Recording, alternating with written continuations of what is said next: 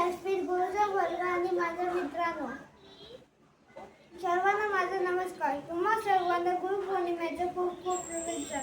आज आपण सर्वजण येथे गुरुपौर्णिमा साजरी करण्यासाठी जमलो आहोत. स्वप्नांना बघायला वास्तवाचे डोळे लागतात. स्वप्नांना जिंकायला यशाचे बळ लागते. यशाचे होण्यासाठी कष्टाचे प्रयत्न लागतात. त्या प्रयत्नाने बळ येण्यासाठी गुरुंचे आशीर्वाद लागतात. अशा पौर्णिमेला व्यास पौर्णिमा किंवा गुरुपौर्णिमा असे म्हणतात. गुरु या शब्दामध्ये सगळे सामावलेले आहे. गुरुला नेहमी देवतुल्य मानले गेले आहे. ज्या शिष्याने गुरुला देवतुल्य मानले त्यांनी यशाची शिखरे गाठली. योग्य गुरु भेटल्याशिवाय माणूस आयुष्यात काय करू शकत नाही.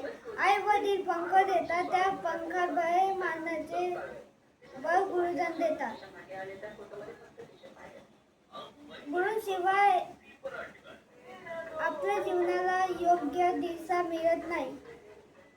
संत ज्ञानेश्वर आणि छत्रपती शिवाजी महाराज यांनाही महान गुरु लाभले होते.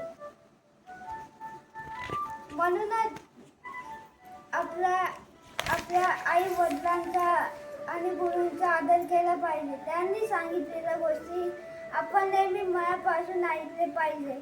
एवढे बोलून मी माझे भाषण संपवतो. धन्यवाद.